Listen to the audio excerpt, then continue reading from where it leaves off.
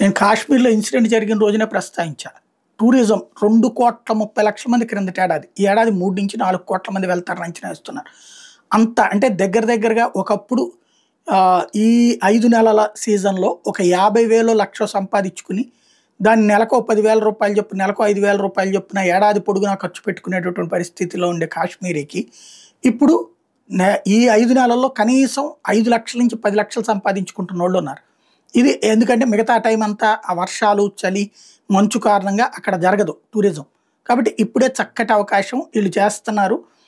అలాంటి టూరిజాన్ని దెబ్బతీస్తే వాళ్ళందరూ చివరికి పేదరికంలోకి మళ్ళీ వెళ్లి తీవ్రవాదం వైపుకి వెళ్ళేందుకోసం అని చెప్పేసి పాకిస్తాన్ ముష్కర్లు ఈ పని చేశారని మొన్నే మాట్లాడుకున్నాం.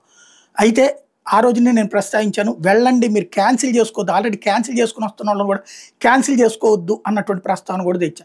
కానీ కొంతమంది అతి భయస్థులు ఏదైతే ఆంధ్రప్రదేశ్లోను తెలంగాణలో వెహికల్స్ పెట్టారు, ప్రత్యేక విమానం పెట్టారని వచ్చేసిన వాళ్ళు ఉన్నారు.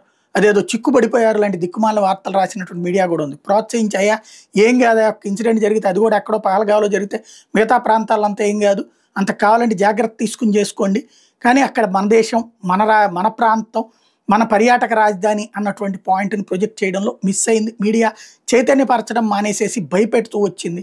తద్వారా వాళ్ళందరూ వచ్చేస్తున్నారు. కానీ ప్రజల్లో క్రమంగా వాళ్ళ విషయం అర్థమైంది. ఉగ్రవాది గెలుపు మన భయం, ఆ భయాన్ని వదిలేశారు. ఇప్పుడు పెద్ద ఎత్తున వెళ్తున్నారు.